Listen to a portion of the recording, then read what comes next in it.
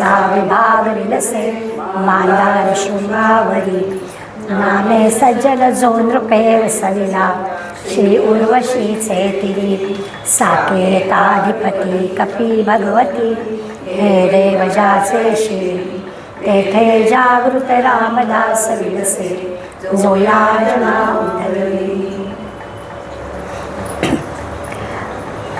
आपला ब्रह्माचा विषय चाललाय, त्यामुळे थोडासा न समजणारा, न पटणारा, न आवडणारा बृहदारण्यक उपनिषदामध्ये हा विषय पहिल्यांदा आला. समर्थांनी दासबोध लिहिताना आपल्याला सुरुवातीला सांगितलं की मी सगळ्या उपनिषदांचा आधार घेऊनच हा ग्रंथ लिहितो आहे. त्यामुळे त्या उपनिषदात जो विषय आला आहे तो जिथे जिथे शक्य आहे तिथे तिथे ते आपल्याला सांगतात. तर हा आज जो आपला समास आहे आणि आजच्या दशकाला पण तेच नाव आहे 14 ब्रह्मांचा. तर ही 14 ब्रह्म आता असं म्हणताना असं आपल्या लक्षात येतं की ब्रह्माला कसं काय 14 विशेषण लागलं, ब्रह्म कशी 14 असतील 1 2 3 4. तर तसं नाही, विविध प्रकारांनी हा ब्रह्मविषय समजावून देण्याचा विविध मंडळींनी केलेला प्रयत्न आणि ते सगळं कसं अपुरं आहे ते पण आपल्याला त्यांनी सांगितलं आहे. म्हणजे तिथे विशेषणं लावली पण ते काही पुरेसं ब्रह्म समजायला नाही आहे. ब्रह्म ही समजून घेण्याची कल्पना आहे ते सगळीकडे आहेच आहे. आपण मागच्या वेळेला भृगू आणि वरुणाचा संवाद पाहिला होता की तो जेव्हा काहीच बोलला नाही तेव्हा मग वडील म्हणाले की हां आता तुला कळलं, कारण ते शब्दात सांगताच येणार नाही असं ते ब्रह्म आहे. आता पुन्हा एकदा ती आपल्याला संकल्पना नीट कळावी म्हणून बृहदारण्यक उपनिषदाचा आधार समर्थांनी घेतला आहे. आणि 14 ब्रह्माची व्याख्या, एका अर्थाने 14 ब्रह्माची लक्षणं ही आपल्याला समर्थांनी आज सांगितली आहेत. म्हणजे एकाच ब्रह्माची 14 लक्षणं किंवा त्याला वेगवेगळी नावं देऊन हे म्हणजे ब्रह्म आहे का, हे म्हणजे ब्रह्म आहे का, हे म्हणजे ब्रह्म आहे का, असे प्रश्न आपल्यापुढे त्यांनी उपस्थित केले. आणि त्याचं उत्तर एकच की हे म्हणजे ब्रह्म नाही, ब्रह्म ही जाणण्याची गोष्ट आहे. आणि मग आपली ही जी काही ब्रह्मसंबंधीची कल्पना आहे ती कल्पना आपण ईश्वराकडे लावली की आपल्याला आपोआप ते समजेल. काल माझा भाऊ अयोध्येहून आला, मला म्हणाला ताई खूप गर्दी आहे गं, पण त्या गर्दीला ना एक वेगळा अर्थ आहे. म्हटलं म्हणजे काय, तर म्हणाला मला वारीचीच आठवण झाली. खूप सगळी जनता तुमच्या माझ्यासारखी आहे ना, ती रांगेत उभी होती आणि थोडीशी नाही म्हटलं तरी चरफडत होती, किती वेळ लागणार आहे कोण जाणे, किती वेळ लागणार आहे कोण जाणे. पण ते जे गरीब लोक होते ना ते त्या रामरायाच्या दर्शनासाठी आलेले होते, म्हणजे भक्तिभावाने आलेले होते. आपण जेवढे ज्ञानी आहोत ना तेवढा भक्तिभाव आपल्यातला कमी आहे. तर आपल्या लक्षात येईल, समर्थानं आपल्याला वारंवार हे सांगायचं आहे की ज्ञान आपोआप मिळेल, भक्तीच्या मार्गाने जा. अंतःकरणात भक्ती असेल तर ज्ञान मिळायला वेळ लागणार नाही. पण जोपर्यंत ज्ञानी माणूस स्वतःच्या ज्ञानाची फुशारकी मारतो आहे आणि भक्तीकडे वळत नाही तोपर्यंत ईश्वर लांब जातो. या मंडळीला ईश्वर लवकर भेटतो आहे, वारीतल्या लोकांना ईश्वर लवकर भेटतो आहे. अयोध्येला जे डोक्यावरती म्हणतात तसं पदर घेऊन उभे आहेत रांगेत, एकदाही म्हणाले त्यांची तक्रार नव्हती किती वेळ लागेल, किती वेळ लागणार आहे, अजिबात त्यांची तक्रार नव्हती. ते रामरायाला भेटायला आले होते. तुम्ही आम्ही हवाल देईल, हा फरक आपल्यात आहे. त्यामुळे आपल्याला हा ब्रह्मसंकल्पना ही समजून घेण्याची आहे. सगळीकडे ईश्वर तत्व भरलेलं आहे. आता हेही आपल्याला माहिती आहे की त्या ईश्वराच्या सगुण रूपामधलं ईश्वर तत्व जाणल्याखेरीज निर्गुण निराकार भगवंत कळत नाही. म्हणून हा सगळा अट्टहास आपला चाललेला आहे. एकंदर सगळ्या गोष्टी नाशिवंत आहेत हे आपल्याला पटावं. जोपर्यंत आपलं आपल्या देहावर प्रेम आहे ना तोपर्यंत ह्या सगळ्या गोष्टी आपल्याला खूप लांब राहतात.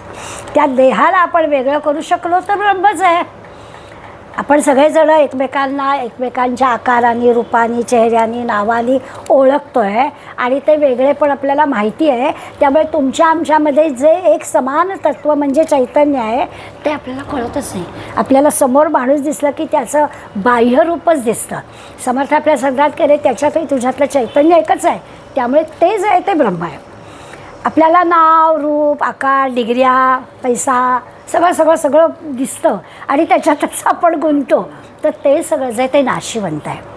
हे काही राहणारं नाही, अगदी देह आपला राहणारा नाही आहे. राहणार आहे काय, ते जे चैतन्य आहे ते ब्रह्म आहे आणि ते सगळ्यांमध्ये आहे. अगदी सगळं साकार तुमच्या आमच्या व्यक्तींमध्ये पण आहे आणि अगदी अचेतन असणाऱ्या दगडात, दोंड्यात, पर्वतात, नद्यात, झाडात सगळ्यात आहे. अशा सगळीकडे भरलेलं जे ब्रह्म आहे ते समजून घेण्याचा हा आपला प्रयत्न आहे. खूप सारी उदाहरणं समर्थ आपल्याला देणार आहेत, त्याचा आपण अभ्यास करणार आहोत. आणि संतांनी त्यांचे अनुभव जे आपल्याला सांगितले आहेत, त्यांच्या अनुभवाचं वर्णन केलं आहे की साधक जो आहे तो असा द्वैतात रमतो. आत्ता म्हटलं तसं की आम्हाला एकमेकांची जी ओळख आहे, एकमेकांचा जो परिचय आहे तो कशामुळे, तो द्वैतामुळे आहे. आणि तो आपल्याला सहज कळतो. आणि त्यामुळे मग संत त्यांचा अनुभव आपल्याला सांगतात की आपण या निर्गुण निराकार भगवंताचं जे वर्णन करतात सगळे, त्याचा अनुभव घ्यावा, त्याची अनुभूती घ्यावी. दगडामध्ये पण ते चैतन्य आहे, म्हणून भगवान ज्ञानेश्वर माऊलींना भिंत चालवता आली, म्हणून रेड्याच्या तोंडून वेद वदवता आले, कारण त्यांचं चैतन्य त्यांनी ओळखलं. चैतन्य ओळखायची कोण म्हणजे आपल्यातलं चैतन्य बघा. आपण सुद्धा थोडंफार म्हणजे अगदी ज्ञानेश्वर माऊलींशी तुलना नाही करू शकत, पण समजा आपण रस्त्याने चाललो आहे, शेजारच्या माणसाला ठेच लागली तरी आपण ऐगो होतं की नाही आपल्याला. याचा अर्थच असा आहे की त्याच्यामध्ये असणारं जे ईश्वर तत्व चैतन्य आहे तेच आपल्यामध्ये, त्याची थोडीशी खूण आपल्याला पटते. खरं आपल्याला काहीच झालेलं नाही आहे. चटकन कोणीतरी कचकन ब्रेक दाबलं, आई गो काय झालं असं आपण म्हणतो. कुणाला तरी काहीतरी झालेलं असतं, त्याची कुठली तरी वेदना आपल्याला होते. हे जे आहे ना, ही चैतन्य ओळखण्याची खोड आहे. पण ती आपली इतकी अल्प असते आणि इतकी अल्प काळ टिकते की दुसऱ्या क्षणी आपण आपल्या कामाला निघून जातो. तिथे मागे काय झालं ते बघायला पण उभे राहत नाही. माऊलींचं ते सातत्याने होतं. त्या चैतन्याशी त्यांचा इतका जवळून परिचय होता की त्यांच्यातलं आणि दुसऱ्यांच्यातलं चैतन्य, अगदी दगडातलं सुद्धा चैतन्य एकच आहे, ही अनुभूती त्यांना होती. ही संतांची अनुभूती आपल्याला पटणं हे ब्रह्म ओळखणं आहे. किती अवघड आहे की नाही. मी सुरुवातीलाच म्हटलं की हे जे सगळे समाज आहेत ना, ते शब्दांमध्ये सांगण्याचा प्रयत्न आहे, संतांचा प्रयत्न आहे. त्यांना अनुभूती आहे, आपल्याला अनुभूती नाही. पण अनुभूती नाही म्हणता कुठे ओळख पटू शकते. आपण जे हळहळणं म्हणतो ना, फक्त आपलं हळहळणं असतं ते कधी कधी कृत्रिम पण असतं. काहीतरी वर्तमानपत्रात बातमी वाचतो, अनोळखी माणसाची असते, तरीही आपण हळहळतो. त्या सगळ्या हळहळण्याला अगदी अल्प काळ ते हळहळणं असतं. त्यामुळे आपल्याला ही संतांची जी अनुभूती आहे ती आपल्याला नाही. पण जेव्हा आपल्याला त्या अनुभूतीच्या किंवा त्या प्रचितीचं आपण जर विचार करू, तेव्हा आपल्याला कळेल की संतांचे चमत्कार नाही आहेत, संतांच्या त्या अनुभूतीचा तो परिणाम आहे. पण होतं असं की ह्याला साक्षी काय, ह्याला पुरावे काय. आता पुरावे मागितले ना की ब्रह्मापासून आपण दूर गेलो. कोणाचं साक्षी, कोण साक्षीदार. जसं आपण नेहमी वर्णन करतो, हा सगळा सूर्य जो वरती आहे ना, तो सगळ्याचा साक्षीदार आहे. पण तो काहीही कशातही मध्ये येत नाही. काय त्या सूर्याच्या समक्ष, सूर्यवरती आहे, उजेड आहे, छान प्रकाश आहे, तरी देखील कुकर्म पृथ्वीवर घडतात. ते तो थांबवतो का? सत्कर्म तर तो घडवू शकत नाही, तो काहीच करत नाही. तो सत्कर्म घडवत नाही, कुकर्म थांबवत नाही. तसं साक्षी आपण असतो का? तसं साक्षी आपण असलं पाहिजे. म्हणजे मग सगळ्या भोवताली घडणाऱ्या सगळ्या ज्या काही घटना आहेत त्या ब्रह्मस्वरूप आहेत असं आपल्याला कळेल. ही जी काही आहे ना, ह्याला संतांनी अद्वैताची अनुभूती म्हटलं. अद्वैत, आपण सगळे एकच आहोत, द्वैत नाहीच. आपण आता दोन आहोत, तुम्ही आणि मी, असं आपण वर्णन करतो. ते द्वैत जाईल, अद्वैताचा अनुभव येईल, तेव्हा हे ब्रह्म काय ते कळेल. आणि कालचाच विषय पुन्हा या आपण समासात समर्थ जाता जाता थोडा सांगणार आहे की हे ना शब्दांनी सांगत बसून उपयोग नाही, मौनात कळेल. आणि म्हणून ते मौनातला आनंद घ्या, मौनात हे तुम्हाला कळेल असं ते आपल्याला सांगतात. आता अनुभव घेतल्याशिवाय आपल्याला बोलता येत नाही. आणि संतांच्या अनुभवाचा थोडा थोडा का होईना आपण सातत्यानं जर विचार केला, विश्वासानं आपण त्याच्याकडे पडलो तर आपल्याला थोडाफार कल्पना. म्हणून ही जी समर्थ ब्रह्माची कल्पना मांडणार आहेत ना, ती कल्पना ते म्हणतात की निर्विकल्पाकडे आपण वळवावी.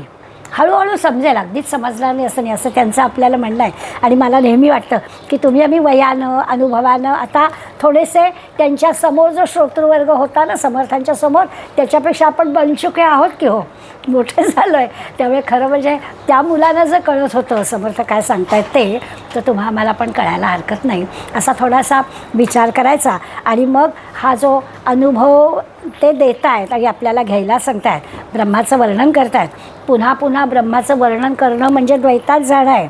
आणि म्हणून ब्रह्माचं वर्णन जरी केलं तरी त्या वर्णनापुरतंच ब्रह्म नाही आहे हे लक्षात घ्यायचं. आणि ब्रह्माची जी अनुभूती आहे, सर्वं खलु इदं ब्रह्म, सगळीकडे ब्रह्म भरलेलं आहे, हा विचार आज आपल्याला ह्या 14 व्याख्यांच्या आधारे समर्थ समजावून देणार आहेत. आता मी मगाशी म्हटलं की दशकाचं नाव आणि आपल्या ह्या समासाचं नाव एकच आहे. ही समर्थांची खासियत आहे. साधारणपणाला दशकाला जे नाव दिले असतं त्यातला पहिलाच समास तो त्या नावाचा वापरतात. पण इथे आपल्या असं लक्षात आलं की अरे एकदम चतुर्दश ब्रह्म सांगून उपयोग नाही, म्हणून त्यांनी आणखीन पहिले 2 समास आपल्याला ब्रह्मसंकल्पनेचे आधी सांगितले आणि ती संकल्पना आपली पक्की करून घेतली. आणि मग एका अर्थाने सगळ्या ह्या आध्यात्मिक ग्रंथांचा जो एक थोडक्यामधला किंवा व्याख्या ज्याला म्हणतो ती व्याख्या आपल्याला म्हणजे शिकवण, संतांची शिकवण या समासातून त्यांना आपल्याला द्यायचे.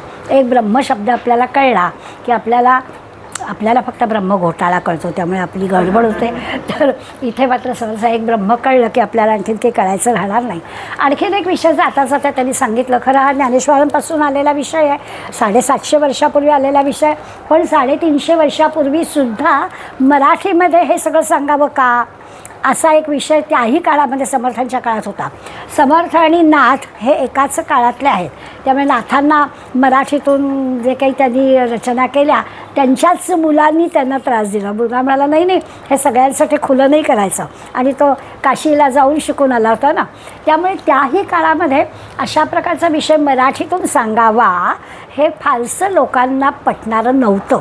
म्हणजे बघा बरं, 400 वर्ष मध्ये गेली होती. ज्ञानेश्वराला किती त्रास झाला असेल याची आपण कल्पना करू शकतो की अजिबातच कोणाला संस्कृतमध्येच बांधलं गेलेलं हे सगळं ज्ञान आहे, नाहीच कोणाला द्यायचं, अशा प्रकारचा त्यावेळच्या लोकांचं मत होतं की ते थोडक्या मुठभर लोकांच्यामध्येच राहिलं पाहिजे, सगळ्यांना खुलं नाही करायचं. पण माऊलींनी ते केलं आणि संपूर्ण गीता मराठीमध्ये आणली. 400 वर्षामध्ये गेल्यावर पुन्हा समर्थांच्या काळात आणि नाथांच्या काळात हाच विषय होता, आध्यात्मिक ज्ञान हे सर्वांना खुलं नाही करायचं, ते मर्यादित लोकांमध्येच ठेवायचं. पण समर्थांनी त्याच्यात पण तो मुद्दाच त्यांनी मुळी रद्दच करून टाकला, तिकडे लक्षच दिलं नाही. समर्थांनी ठरवून टाकलं की याचा निर्णय आपणच करायचा, आणि सगळंच्या सगळं त्यांचं वाङ्मय हे तत्कालीन मराठीमधल्याच भाषेमध्ये त्यांनी चालू मराठी भाषेतच केलं. अर्थात आपण फार भाग्यवान आहोत म्हणून आपल्याला हे सगळं अभ्यासता आलं. जसं आहे ना की वेदांच्या उपनिषदांच्या अभ्यासाला आपण जाते, योगवशिष्ठाचे ग्रंथ माझ्याकडे येऊन आज 2-3 वर्ष झाली, पण तरी तो ग्रंथ उघडणं किंवा तो अभ्यास करणं अजून मला जमलं नाही. कारण त्याचं हेच आहे की मुळातलं जे संस्कृत आहे त्याचं मराठीकरण करणं हे ज्यांनी जेव्हा केलं गेलं तेव्हा मग आपल्याला त्याचा परिचय झाला. त्यामुळे आपण फार भाग्यवान आहोत. तर समर्थांनी हा पण विषय नुसता उल्लेख केला, पण हा त्यांनी लगेचच रद्दीत काढला की ते मला काही नाही, मराठीमध्येच हे करायचं. त्यामुळे आता ह्या परब्रह्माचं जे स्वरूप आहे ते निश्चित करण्याचं आजच्या समासाचं काम आहे असं आपल्या लक्षात येईल. त्याचं वर्णन जे काय ते की सूक्ष्म आहे, अतिंद्रिय आहे, अनिर्वाच्य आहे, वर्णन खूप केलं आहे की ते ब्रह्म, परब्रह्म म्हणा, नुसतं ब्रह्म म्हणा, आता खून पटावी म्हणून मी चैतन्य असा शब्द वापरला. तर हे सगळं जे की आहे ते या संपूर्ण विश्वाला व्यापून उरलेलं आहे.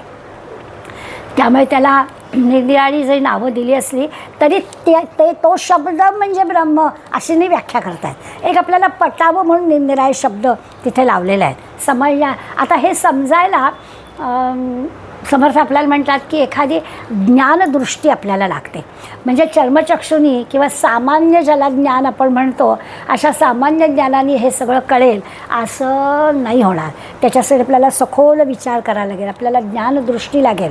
आणि ज्ञानदृष्टीमध्ये बरं ही ज्ञानदृष्टी लगेच क्लिअर करून टाकलं समर्थाने की माणसामध्ये आहे. आपल्याला लगेच मनात येतो ना असं आहे का, म्हणजे मग आपल्याला कसं जमणार, आपण काही ज्ञानी नाही. कारण आपण माणसांमध्ये पण अशा कॅटेगरी केल्यात ना, म्हणजे मग ते ठीक आहे बाबा, बुद्धिमान माणसांचंच हे काम दिसतं आहे, तुम्हाला सामान्यांना काही जमायचं नाही.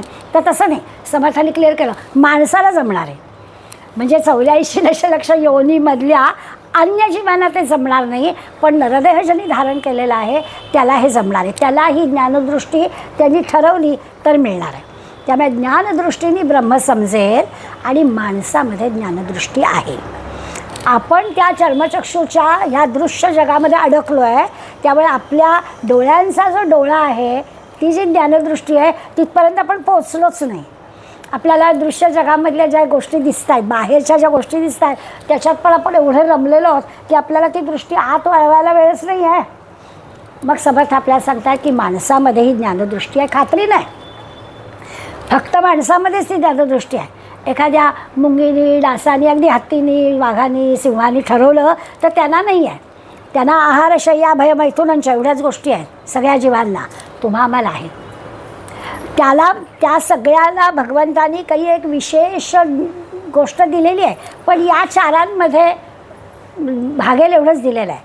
मग कधी कधी वाटतं का डास एवढासा, पण त्या डासाला सुद्धा त्याच्या आसमंतामध्ये घडणारी हालचाल तुमच्या माझ्यापेक्षा अधिक कळते. आपला हात इतका लांब आहे तरी तो उडतो, कारण त्याला ते ज्ञान आहे. मी पुण्याहून येत होते, रेल्वेच्या रुळांवरती 2 कुत्र्याची पिल्लं होती. आता म्हटलं धडधड आता गाडी येणार, ह्या पिल्लांचं काय होईल. सगळे प्लॅटफॉर्मवरचे लोक काय करू, आता ही पिल्लं कशी जाणार. पण त्यांना गाडी लांब होती तेव्हाच कळलं की इथे काहीतरी व्हायब्रेशननी कळलं असेल की बरोबर ती बाहेर आले.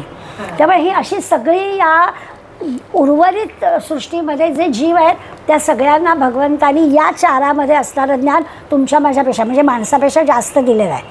आपल्याला धोक्याची सूचना कळूनसुद्धा आपण आपल्या बुद्धीवरती फार आपला भरोसा आहे ना, आपण बिलकुल ऐकत नाही. तर तसं नाही आहे, पण आपल्याला ज्ञानदृष्टी मात्र दिली आहे. त्या ज्ञानदृष्टीचा वापर आपण करायला हवा. होतं असं, व्यावहारिक दृष्टीला परब्रह्म नाही कळणार. जोपर्यंत आपण व्यवहारात वागतो आहे, या दृश्य जगात वावरतो आहे, दिसणारी गोष्ट खरी मानतो आहे, देहाला खरं मानतो आहे, तोपर्यंत परब्रह्म नाही कळणार. ह्या सगळ्याच्या पलीकडे ते परब्रह्म आहे. त्यामुळे ती ज्ञानदृष्टीच आपली जागृत झाली पाहिजे. सर्वांमध्ये असणारं चैतन्यच आपल्याला कळलं पाहिजे. तेव्हाच आपल्याला ह्या परब्रह्माचं ज्ञान होईल. दुसरं असं आहे की थोडा आपण विचार करा. जसं आपण घरामध्ये म्हणतो ना मुलांना, अरे जरा माझ्या वेडीचं ऐक, आपल्या तोंडी वाक्य असतं, कारण त्याला पटत नसतं आपण काय सांगू ते. मग आपण आपल्याकडे जरा कमी पण घेतो आणि माझ्या वेडीचं ऐक म्हणतो, कारण ते जे वेडीचं ऐकणं आहे ते तुझ्या हिताचं आहे असं आपल्याला सांगायचं असतं. असंच सगळे आपले जे आधी होऊन गेलेले ऋषीमुनी आहेत त्यांनी आपल्यासाठी केलं आहे, पण आपण त्यांचं ऐकत नाही.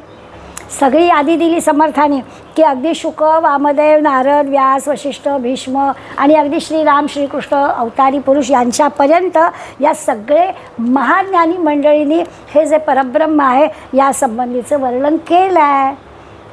पण ते वर्णनच केलं आहे ना, भृगू आणि वरुणाच्या संवादात आपण पाहिलं ते वर्णन केलं आहे. कळायला हवं ज्याचं त्यालाच. माझ्या वेडीचं ऐक, तुला तुझ्या हिताचं कळत नाही आहे म्हणून मी सांगते, तसं हे आपल्याला सांगतायत.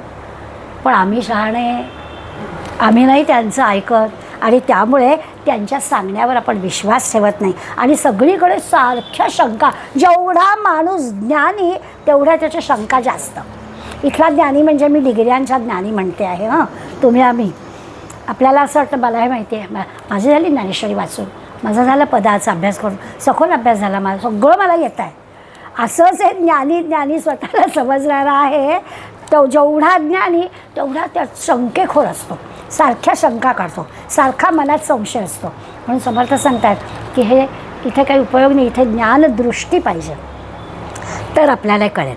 मागचा जो ब्रह्मनिरूपणाचा ह्याच्या आधीचा 7व्यातला दुसरा समास आपण पाहिला तेव्हा आपण 1-2 गोष्टी पाहिल्या होत्या. त्याचं थोडासा आठवण करून देते, म्हणजे मग आपल्याला 14 ब्रह्माच्या व्याख्या म्हणजे व्याख्या करायच्या आणि त्या कशा खोट्या आहेत असंच आपल्याला पाहायचं. पण तरी सगळी 14 ब्रह्मांची यादी आपल्याला, ती नावं आपल्याला आज समर्थांनी सांगितलीच आहेत. त्यांचं म्हणणं असं होतं की ब्रह्मनिरूपण सांगताना की माणसाचं जे अनुभवविश्व आहे, तुमचं माझं अनुभवविश्व आहे. आता काय झालं आहे, मीडियामुळे, दूरदर्शनमुळे जग जवळ आलेलं आहे. त्यामुळे आता ना आपलं अनुभवविश्व विस्तारलं आहे. आपण किती गोष्टी काही आपल्या अशा छोट्या वर्तुळात नाही आहेत तरी देखील आपल्याला त्या माहिती असतात, कारण आता आपलं विस्तारित असं सगळं जग झालेलं आहे. त्यामुळे हे जे अनुभव क्षेत्र आपलं आहे अमर्याद आहे, नाही अशातला भाग नाही. पण आपण असं लक्षात द्यायचं की ब्रह्मस्वरूप त्याहीपेक्षा दूर आहे. आता आहेच, आपल्याला कुठेही या विश्वामध्ये कुठलीही घटना घडू दे, आपल्याला घर बसल्या सगळी कळते आहे. त्यामुळे आपलं अनुभव विश्व खूप अमर्याद वाढलेलं आहे. तरी देखील आपण लक्षात घ्यायचं की ब्रह्मस्वरूप त्याही पलीकडे आहे, आपल्या अनुभव विश्वाच्या पलीकडे आहे. पूर्वी कसं होतं की आपलं अनुभव विश्वच छोटंसं होतं. हा विषय आला की नेहमी मला योगी अरविंदांची आठवण होती की अरविंदांना आपल्या इथलं बंगाली भाषा, संस्कृत भाषा, भारतीय संस्कृती इथले संस्कार द्यायचेच नाहीत असं वडिलांनी ठरवलं होतं. कारण वडिलांना त्रास झाला होता. वडील परदेशात डॉक्टरी शिक्षण घेऊन आले होते आणि तिथल्या कर्मठ बंगाली ब्राह्मणांनी त्यांना प्रवेश दिला नाही आणि एका खेड्यात त्यांना राहावं लागलं. म्हणून त्यांनी रागाने आपल्या मुलांवर हे काही संस्कारच करायचे नाहीत म्हणून दार्जिलिंगच्या शाळेत पाडलेलं. त्या शाळेतून उच्च शिक्षणाला परदेशात पाठवून दिलं आणि मुलापासून कितीतरी वर्ष दूर राहिले ना आईवडील. कारण लहान वयातच मुलांना वसतिगृहात राहावं लागलं, ब्रिटिशांच्या शाळेत घालावं लागलं आपल्या या थोड्याशा हट्टापायी की नाहीच मुलांना.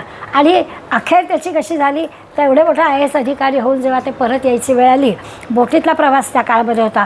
आता म्हटलं तर अनुभव विश्व लहान होतं, काहीच नव्हते. व्हॉट्सॲप, आज आपण परदेशात असणारी मुलगी काय जेवते ते इथे बसून आपल्याला दिसत आहे, त्यांना काहीच नाही.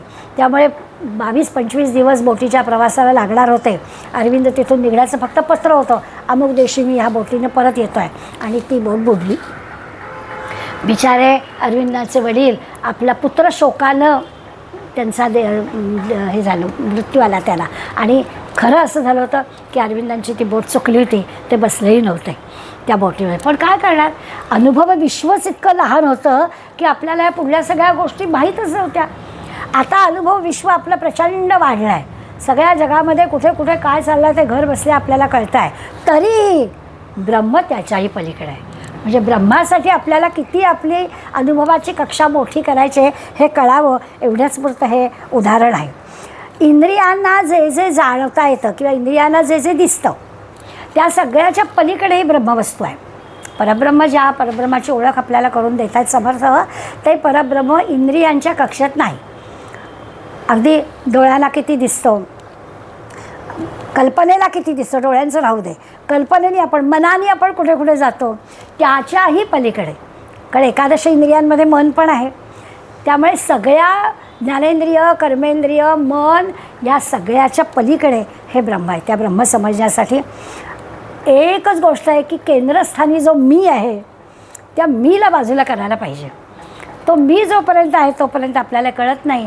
आणि मागच्या समासात आपण शिकलो की तो मी कमी करण्यासाठी सद्गुरूंनी आपल्याला हाताशी धरावं लागतं. सद्गुरूंनी आपल्याला हाताशी धरलं तर आपल्याला कळतं. उदाहरण दिलं होतं समर्थाने की कोठार भरलेलं आहे पण कुलूप आहे. ती किल्ली आपल्याजवळ नाही आहे. ती किल्ली म्हणजे सद्गुरू आहे. सद्गुरूरूपी किल्ली आपल्याला मिळाली की आपल्याला सगळं ज्ञान प्राप्त होणार आहे. तो मी बाजूला होणार आहे. मी बाजूला झाला की ही ज्ञानदृष्टी प्राप्त होणार आहे. आणि मग आपल्याला हे ब्रह्म काय आहे ते कळणार आहे. दाखवता नाही येणार, तुम्हाला कळलं तर तुम्ही दुसऱ्याला नाही सांगू शकणार. कारण पाहिलं आपण वरुण आणि भृगूमध्ये तो जेव्हा जेव्हा म्हणाला अन्न हे ब्रह्म आहे, प्राण म्हणजे ब्रह्म आहे, त्या वेळेला वडिलांनी परत पाठवलं जाओ. आणि जेव्हा अनिर्वाच्य झालं, भाषेमध्ये सांगता येईना, शब्दात सांगता येईना, तेव्हा त्यांना जाणलं की आता आपल्या मुलांना ब्रह्म कळलं. तसं आहे की सद्गुरूरूपी किल्ली आपल्याला मिळाली तर सद्गुरू आपल्याला हे सांगेल, समजावून देईल आणि ते आपल्याला कळेल. पुन्हा आपण कसं, कशाला हवं आहे ते ब्रह्म, बरं चाललं आहे माझं, एक क्षणभर आपल्या मनात येईल काय जरूर आहे, नाही कळलं ब्रह्म तर आमचं काय अडलं आहे, सगळं व्यवस्थितच चाललं आहे आमचं, हे आत्मज्ञान आणि ब्रह्मज्ञान हवंयच कशाला असं आपल्याला क्षणभर वाटेल. त्यात काही चूक नाही आहे. आपल्या इथे गप्पा मारताना आपण म्हणतो हे तुझं ते ब्रह्मज्ञान वगैरे काढू नको, साधं सोपं काय असेल ते आम्हाला सांग, आत्मज्ञान ब्रह्मज्ञान हे असल्या गोष्टी की आम्हाला सांगू नको असं आपण म्हणतोच. कारण त्याच्यापासून आपल्याला नडलंच नाही आहे ना काही, सगळं आपलं व्यवस्थितच चाललं आहे. कारण आपलं व्यवस्थित चाललं आहे याची आपली संकल्पना वेगळी आहे. दाराची गाडी आहे, स्वतःची जागा आहे, मुलं आपली सगळी छान आहेत, म्हणू ती गोष्ट म्हणू त्या वेळेला मला मिळते, या भौतिक जगामधल्या सुखामध्येच मी आहे. त्यामुळे ते जर सगळं माझं चांगलं आहे तर मला काय करायचं आहे ब्रह्म असे का ना काही पण, अशी माझी मग लक्षात येतं की अरे हे सगळं काही कायमस्वरूपी नाही आहे. कितीही मोठा अगदी कारखानदार असला तरी त्याला रात्री झोप येत नाही, कारण हे सगळं टिकेल की नाही. जेवढा मोठा व्यवसाय करणारा असतो ना त्याला मोठं कर्ज असतं बरं का, असं मी ऐकून आहे, मला माहीत नाही. ह्या अशा गोष्टी असतात जगात.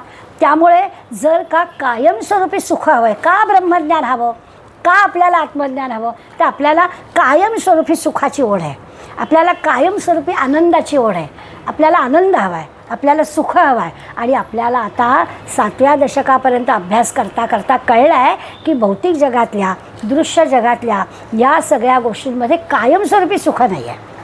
आहे, नाही अशातला भाग नाही, परंतु ते कायमस्वरूपी सुख नाही आहे. तो जो आनंद आहे, छान एखादा ड्रेस असावा असं वाटणं, मिळणं, आनंद आहे. बासुंदीचं उदाहरण मी गमतीनं देते. एक क्षण असा येतो की आता प्लीज नको बास. का बरं? आवडते ना, घे. नाही जमत. त्या आवडीचं आनंदामध्ये रूपांतर काही अल्पक्षणीच होतं. ते वाढत गेलं की त्याच्यात आनंद नसतो. आत्मानंद, ब्रह्मज्ञान, आत्मज्ञान का हवं? तर मला चिरकाल कायमस्वरूपी जो आनंद आहे तो मिळणार आहे, म्हणून मला आत्मज्ञान हवं. तर हे लक्षात घ्यायचं. नाही तर आपण म्हणू करायचं काय ब्रह्मज्ञान. आपलं सुरुवातीचं 1-2-4 दशक वाचले की बास, आता कळला आजवर. आताच पुढं आहे. त्या आत्मज्ञानाकडे जायचं असेल तर आपल्याला इंद्रियांच्या कक्षेपलीकडे, नामरूपाच्या कक्षेपलीकडे, आपल्या सगळ्या दृश्य जगातल्या भौतिक सुखांच्या पलीकडे आपल्याला खूप सारा एक चिरकाल टिकणारा आनंदाचा अनुभव मिळणार आहे. त्या अनुभवासाठी आपण जाणं अगदी खरं आहे. आत्ता आपण गप्पा मारता मारता म्हटलं परवा गडकरीला किती छान कार्यक्रम झाला, सुंदर आहे, आनंदच आहे त्याच्यामध्ये, नो डाऊट. चिरकाळ टिकणारा नाही. पुन्हा आपण तो आठवला की पुन्हा तोच कार्यक्रम पाहिला तरी तोच आनंद नाही आपल्याला मिळत. त्या सगळ्या ज्या काही भूतलावर असणाऱ्या आनंदाच्या गोष्टी आपण एकाखाली एक लिहिल्या ना, तर आपल्याला सगळ्यात असं लक्षात येतं की चिरकाळ टिकणार नाही. ब्रह्मज्ञान का आपल्याला हवं, आत्मज्ञान आपल्याला का हवं? तर त्या तिथल्या सुखामध्ये कमतरताच नाही. ते सुख कधी कमीच होत नाही. अमाप सुखाचा, आनंदाचा अनुभव आपल्याला तिथे मिळतो. तिथे अमर्यादित जीवाला सुख जे मिळतं ना, ते अमर्यादित असं सुख मिळतं. म्हणून तिथे आपल्याला जायचं आहे. आणि मग निरनिराळे शब्द वापरतात आपल्याला हेच आहेत. नादरूप, चैतन्यरूप, ज्योतिरूप, साक्षीरूप, असं ते सगळं. सर्वेश्वर म्हणतात, सर्वज्ञ म्हणतात, सर्वात्मा म्हणतात. त्या आनंदाची जागा जी असते त्या ठिकाणी जायचं म्हणजे कुठे जायचं, तर असे शब्द वापरतात. त्या सगळ्या शब्दांचा अर्थ तसं म्हटलं तर डिक्शनरी मिनिंग सेमच आहे. ब्रह्मज्ञान प्राप्त होणं आणि ते शब्दामध्ये सांगता न येणं. ही अनंत नामं जी आहेत ब्रह्मज्ञानाची, त्याची आपण आज ओळख करून घेणार आहोत. मी म्हटलं सर 14 लक्षणं आहेत. प्रत्येक लक्षणाची ओवी वाचली की त्याचा आपल्याला अर्थ कळणार आहे. 14 लक्षणं किंवा 14 व्याख्या जी म्हणतो आहे आपल्याला सहज कळेल. नेहमी सगळे संत मंडळी एक उदाहरण देतात. तुम्ही आम्ही भगिनीला आपल्या प्रत्येकीला जरी एक नाव असलं आपल्या आधार कार्डावर, तरी आपण नात्यांनी वेगवेगळ्या पद्धतीने वेगवेगळ्या माणसांनी बांधलं गेलं आहे. कुणाची आपण ताई आहोत, कुणाची आपण बहिणी आहोत, कुणाची आपण पत्नी आहोत, कुणाची आपण मावशी, काकू, मामी, आत्या सगळ्या आहोत, शेजारी आहोत. जी कितीतरी आपल्या भोवताली एकाच व्यक्तीला वेगवेगळ्या नात्याने आपण पाहतो. तसं हे ब्रह्म आहे. वेगवेगळी नावं दिलीत. ते ब्रह्म एकच आहे. ती स्त्री एकच आहे, पण ती वेगवेगळ्या नात्यांनी प्रत्येकाची आपापल्या पद्धतीने जोडली गेलेली आहे. तसं हे ब्रह्मज्ञानच आहे. या विश्वातली प्रत्येक वस्तू म्हणजे ब्रह्म आहे. आणि प्रत्येक वस्तू ब्रह्म आहे म्हणजे त्या प्रत्येक वस्तूत असणारी जी समान गोष्ट आहे ती ब्रह्म आहे.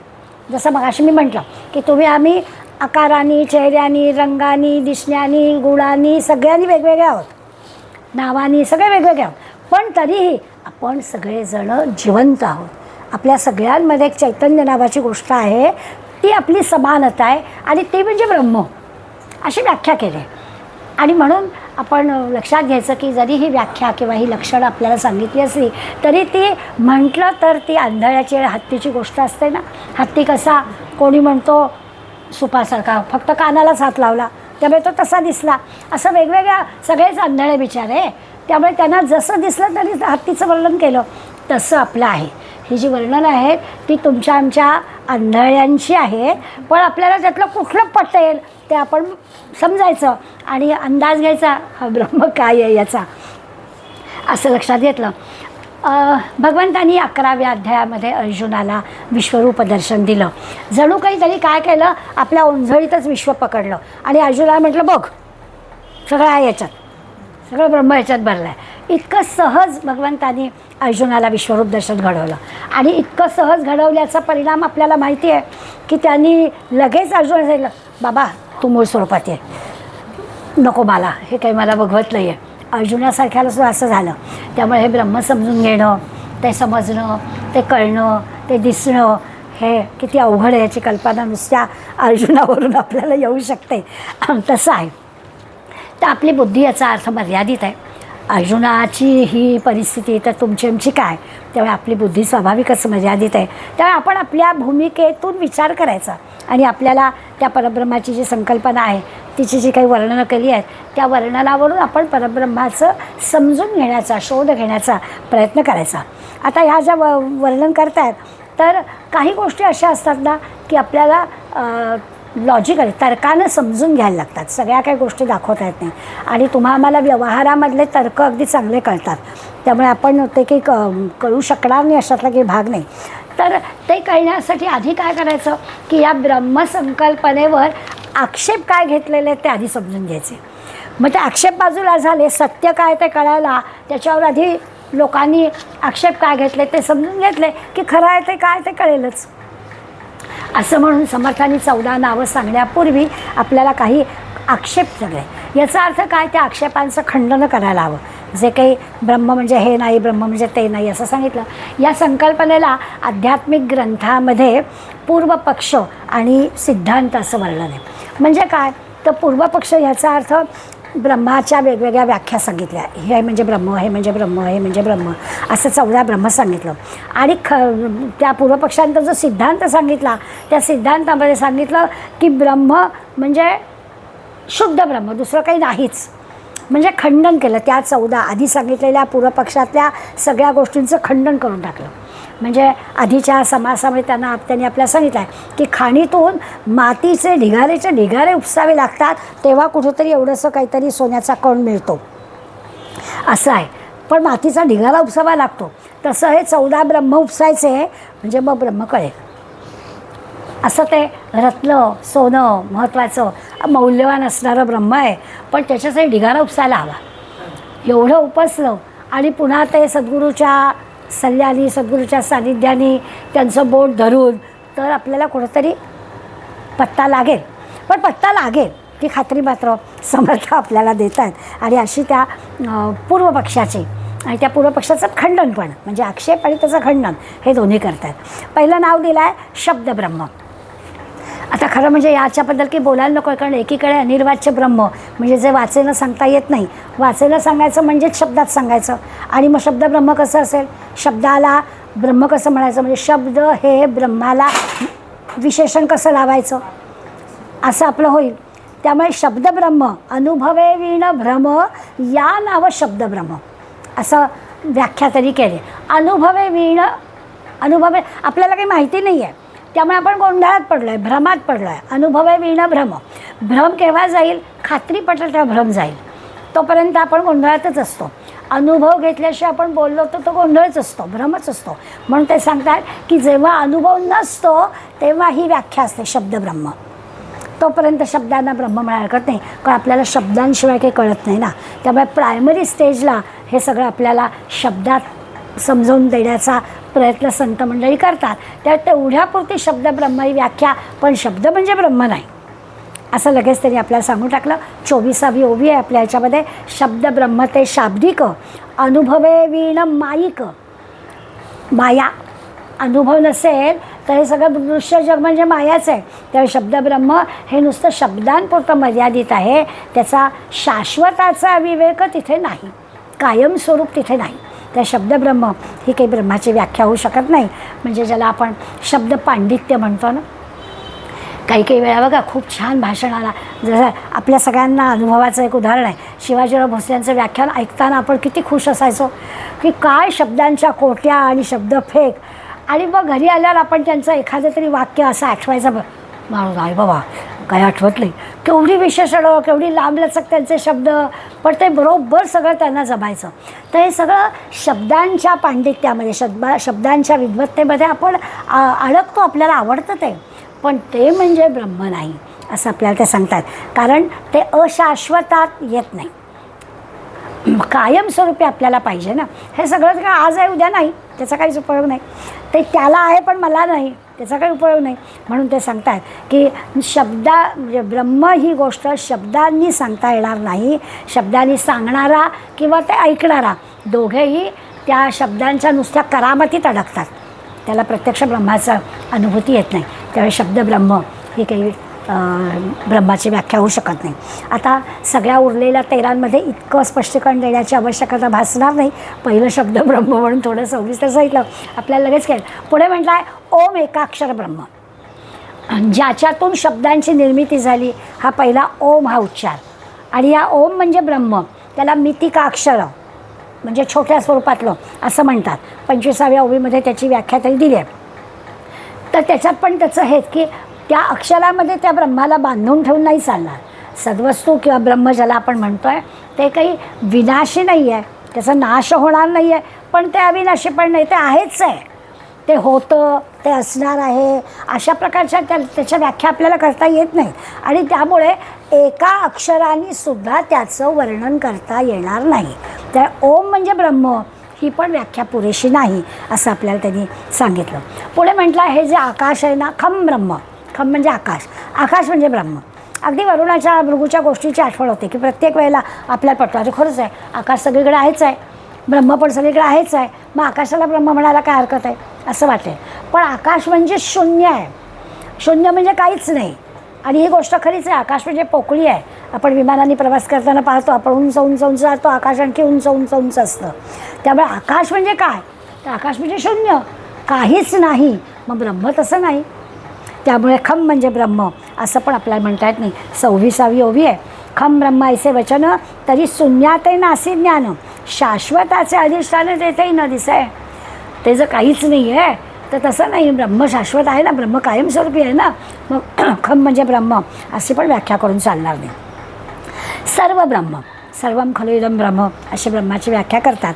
तर सर्व म्हणजे काय, तर या विश्वरूपानं दिसणारं जे सगळं जे काही आहे ते म्हणजे ब्रह्म.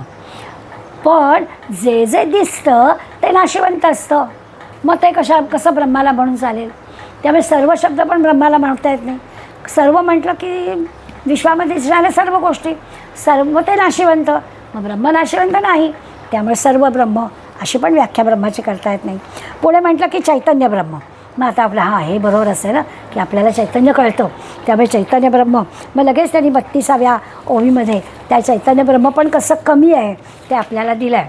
ते म्हणतात आता जयास चेतवावे त्याची माईक स्वभावे, तेथे चैतन्याच्या नावे नाश झाला. म्हणजे काय झालं, तर ह्या दृश्य विश्वाला आपण म्हणतो की ते चैतन्य जिवंत ठेवतो. हे दृश्य जग आहे, मग अशी आपण पाहिलं की आपल्या सगळ्यांमध्ये असणारं चैतन्य आहे.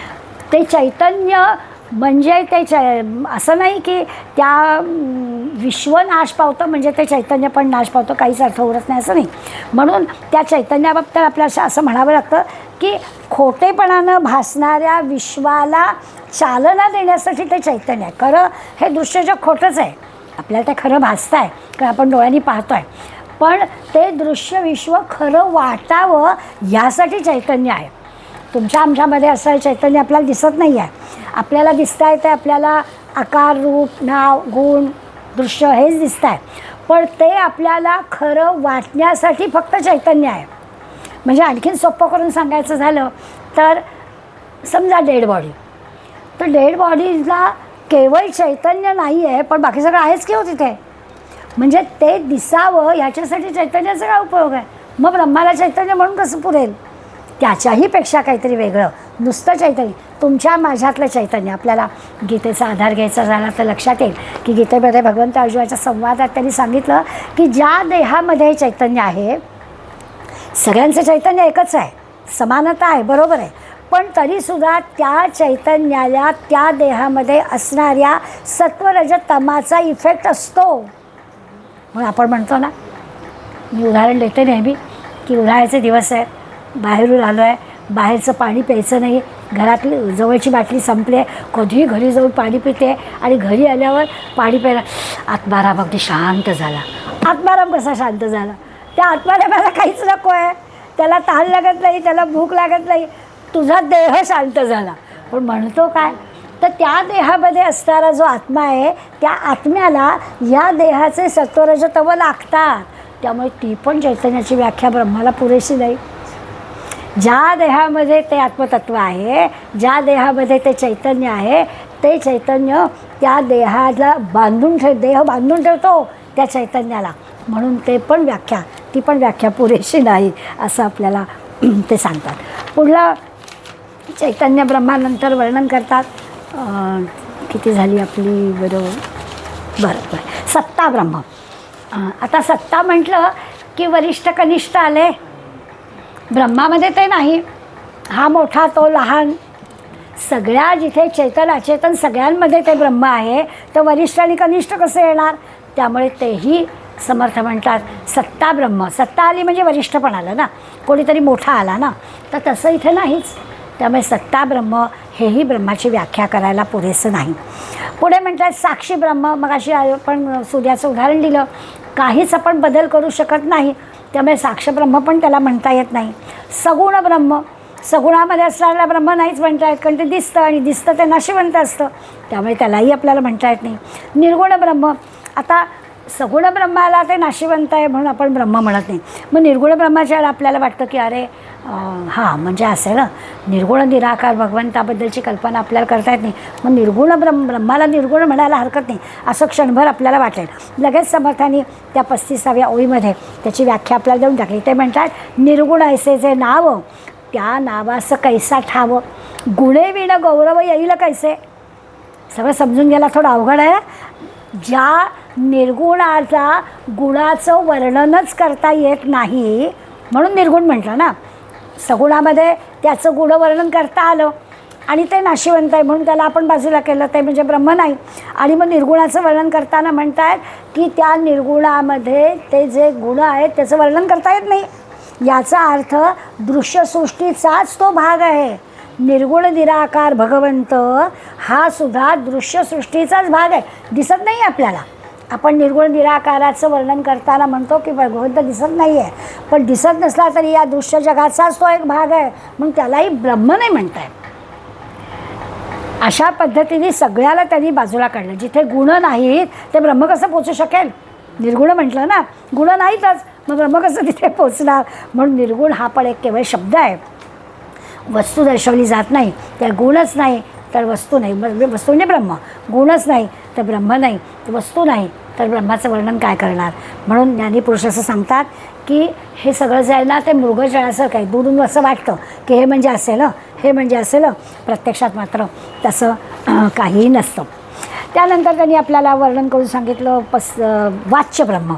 वाच्य ब्रह्मामध्ये काही फार सांगायला नको आहे की वाचेनं म्हणजे शब्दांबद्दल बोलून झालं आहे, वाचेनं सांगता येईल असं, तर असं त्या खुणेनं पटणारं ब्रह्म नाही. त्यामुळे तेही खरं नाही.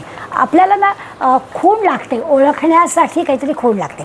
जसं माणसांमध्ये नाव ही आपण एक खूण धरतो की आपल्याला मला ना डोळ्यासमोर आहे चेहरा, कुठेतरी झाले ओळख म्हणून नाव नाही आठवत, असं आपलं नेहमी असतं. तर नाव ही आपली ओळखीची खूण लागते आपल्याला की अमकीचं नाव काय. आपल्या चेहऱ्याने ओळखतो पण नाव माहिती नाही. तर हे एवढ्यापुरतंच वाचन हे करता येतं आणि ते ओळखण्यासाठी म्हणून आपल्याला त्याची खूण लागते. आणि अर्थातच ती पण खूण काही कायमस्वरूपी नाही, पटणारी नाही. त्यामुळे तेही ब्रह्म काही खरं नाही. 41व्या ओळीमध्ये त्यांनी आपल्याला त्या अनिर्वाच्य ह्याच्याबद्दल पण वर्णन करून सांगितलं आहे. निर्गुण ब्रह्मासी संकेते नामे ठेविली बहुते, ते वाच्य ब्रह्म त्याते नाश आहे. त्या निर्गुण ब्रह्माचं वर्णन करायला वाटतं आपल्याला, पण प्रत्यक्षात मात्र ज्ञानीपुरुषांमध्ये सुद्धा जशा ज्ञानाच्या पायऱ्या असतात, असं काही नाही आहे की सगळ्या ज्ञानी त्यांच्या पायऱ्यांवरती तेथे असतात, तसं म्हणाले हे असतं. त्यामुळे तिथे आपल्याला ती ब्रह्माची व्याख्या बरोबर वाटते, पण प्रत्यक्षात ब्रह्म म्हणजे की ती व्याख्या नाही. तसंच अनिर्वाच्य ब्रह्म लगेचच सांगून टाकलं की वाचेनं सांगता येत नाही. वाचेनं सांगितलेल्या खुणेनी पण आपल्याला ब्रह्म कळत नाही, जिथे सांगताच येत नाही तिथे पण आपल्याला काही कळत नाही. त्यामुळे ही सगळीच्या सगळी अनिर्वाच्य ब्रह्मापर्यंतची 14 जी नावं आहेत, ती सगळी 14च्या 14 नावं ही ब्रह्माची खूण आहे, ब्रह्माची लक्षणं आहेत. ब्रह्म असं असू शकेल असं वाटणार आहे, पण हे म्हणजे ब्रह्म असं काही आपल्याला सांगता येत नाही. त्याच्यासाठी आपण सुरुवात करताना पाहिलं की आपला जो मी आहे तो गेला पाहिजे. आणखीन सोपं करायचं झालं तर आपलं जे मन आहे त्या मनाचं जे मनपण आहे ते आपलं गेलं पाहिजे. सगळे आपल्या मनाची गडबड आहे. त्यामुळे ते मन जे आहे ते मन आमूलाग्र बदल झाला पाहिजे. त्याच्यामध्ये असणारं त्या मनामध्ये ना द्वैत भरलेलं आहे. आपल्यामध्ये जे काही वेगळेपण आहे ते आपलं ज्या ज्या यांनी कळतं ते मनामुळे आपल्याला कळतं. मनामुळे आपण सगळेजण एकमेकांपासून वेगळे आहोत. हे जेव्हा मन अमन होईल, मन आपल्याला बाजूला करता येईल, मग आपल्याला एकमेकांबद्दलचं अद्वैत काय ते कळेल की तुम्ही मी एकच आहोत, हे आपल्याला अनुभवायला येईल. याला निर्णय नाव, याला उन्मनी अवस्था म्हणा. आत्ता म्हटलं तसं अमन, मनच बाजूला करणं, उन्मन मनाच्या पलीकडे जाणं, हे जमलं की आपल्याला ब्रह्माची अनुभूती आहे. ही जी अवस्था आहे ही योग्याची अवस्था आहे. ही सामान्य आमची अवस्था नाही आहे. म्हणजे आपल्यामध्ये बरंच अंतर आहे. पण निदान संतांची योग्याची जी उन्मनी अवस्था आहे त्या उन्मनी अवस्थेचा आपण विचार केला तर आपल्याला ही जी सहज समाधी म्हणा, उन्मनी अवस्था म्हणा, अमन करणं म्हणा, या 14 ब्रह्मांचं निरसन झालं की ही अवस्था प्राप्त होते. हे म्हणजे ब्रह्म नाही, हे म्हणजे ब्रह्म नाही, हे म्हणजे ब्रह्म नाही, असं जेव्हा एक एक खंडन आपण करू, पूर्वपक्षात सांगितलेल्या सगळ्या व्याख्यांचं खंडन आपण करू, तेव्हा जी अवस्था येते त्याला उन्मनी अवस्था किंवा योग्याची अवस्था असं म्हटलं जातं. आणि ते म्हणायला माझ्यातला जो मी आहे किंवा माझ्यातलं जे मन आहे ते मला बाजूला करता आलं पाहिजे. आता मनाला बाजूला केलं की काय उरेल? आपण गमतीनं घरात म्हणतो, घरातल्या सगळ्या पुरुषांसाठी आपले तुम्हाला ना हृदय नावाची गोष्ट जरा कमीच आहे. म्हणजे तुम्हाला हे हृदयचे ते हृदयी वगैरे कळत नाही. म्हणजे मला काय वाटतं आहे ते तुम्हाला नाही कल्पना करता येणार, असं आपलं अगदी ठासून सांगणं असतं. तर ते जे काही आहे ते बाजूला काय, या हे हृदयचे ते हृदय कळलंच पाहिजे, न सांगता कळलं पाहिजे, म्हणजे ब्रह्म कळणं आहे. त्यामुळे जिथे माया नाही, ब्रह्म नाही, भ्रम नाही, व्याख्या करता येत नाही, पण त्याबरोबर अज्ञान पण नाही. ज्ञान आहे, ब्रह्म कळणं म्हणजे ज्ञानाची गोष्ट आहे. दृश्य नाही आहे, दाखवता येणार नाही आहे. मी देह आहे ही कल्पना जिथे उरत नाही तिथेच ब्रह्म काय आहे ते कळणार आहे. आता हे जे सगळं आपण बोलतो त्याच्यात मी म्हणून कोणीतरी वेगळा असतो तेव्हाच बोलतो ना, की मला काय वाटतं आहे तुम्हाला कळणारच नाही, म्हणजे मी वेगळा आणि तू वेगळा. ते जे वेगळेपण आहे ते गेल्याशिवाय ब्रह्म काय ते कळणारच नाही. हे सगळं जग ब्रह्ममय आहे हे कळण्यासाठी हे सगळं कल्पनेनं समजून घ्यायची गोष्ट आहे. संतांच्या सांगण्याने गोष्ट समजून घ्यायची आहे. 50व्या ओळीमध्ये समर्थ आपल्याला सांगतात की सगळं कल्पनेनं समजून घ्या. कल्पनेचे एक बरे, मोहरिताचं मोहरे, स्वरूपी घालिता भरे निर्विकल्पे. ते आपल्याला सांगतात की बरं असतं कल्पनेचं, तिचा एक चांगला गुण आहे. कल्पना माणसाला छान करता येते. आणि तो गुण कोणता, कल्पनेचा चांगला गुण कोणता, तर ज्याची आपण कल्पना करू, म्हणजे ज्याच्याकडे तिचं तोंड करावं, त्या कल्पनेचं तोंड ज्या बाजूला करावं त्याच्याशी ती तदाकार होते, ते आपल्याला पटतं. कल्पना ज्या बाजूला, म्हणजे पु ल देशपांडे, आता इलेक्शन आलेलं जवळ त्यामुळे पुलंची आठवण होते. पुलं म्हणायचे की मी ज्या भाषणाला जातो, मग कोणी असू दे, शिवसेनेचा असू दे, BJP असू दे, काँग्रेसवाला असू दे, सगळे वक्ते उत्तमच असतात आणि ते त्यांची भूमिका अगदी मांडतच असतात.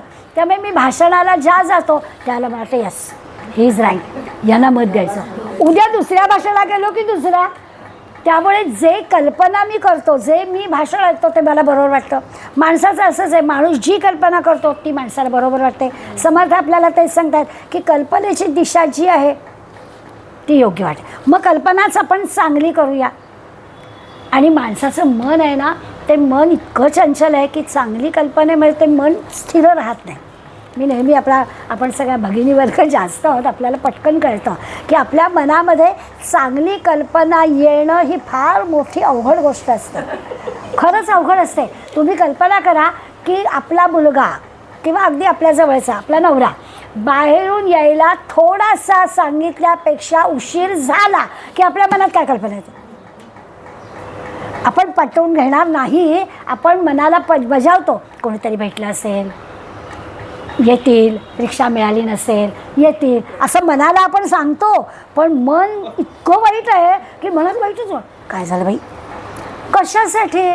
तर जशी आपण कल्पना वळवतो ना तसं आहे. म्हणून आपल्याला ब्रह्म शिकायचं आहे की ब्रह्मामध्ये जर दुसरा भावच नाही आहे तर कल्पना चांगलीच आपल्या मनामध्ये यायला पाहिजे. त्याच्यासाठी अमन करायचं, त्याच्यासाठी उन्मन करायचं की ह्या गोष्टी येताच कामा नाही. आपलं तसं नाही ना होत. हा जो फरक आहे तो फरक कमी कमी करणे. हे ब्रह्म वगैरे घोटाळा वगैरे एवढ्यात काही अडकायचं कारण नाही आहे. एवढा जरी आपल्यात बदल झाला ना तरी आपण जिंकलं. तरी आपल्याला संत काय सांगतात ते काय. संतांनी कसं म्हटलं, बायको कशा काय, व्हेरी गुड, म्हणून तर मला हे सगळं करता आलं. गिरिजांसारखी बायको नाथानं मिळाली, ती सगळी भक्तिभावाने बरं ना, मला पत्नी चांगली मिळाली म्हणून मला जमलं. काहीही असलं तरी मला जमलं, ही संतांची भूमिका आहे.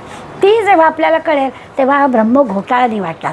ते जे काही आहे ते ब्रह्म आहे. पदार्थ ऐसे ब्रह्म नव्हे, माते हाती धरून द्यावे, असो हे अनुभवावे सद्गुरुमुखे.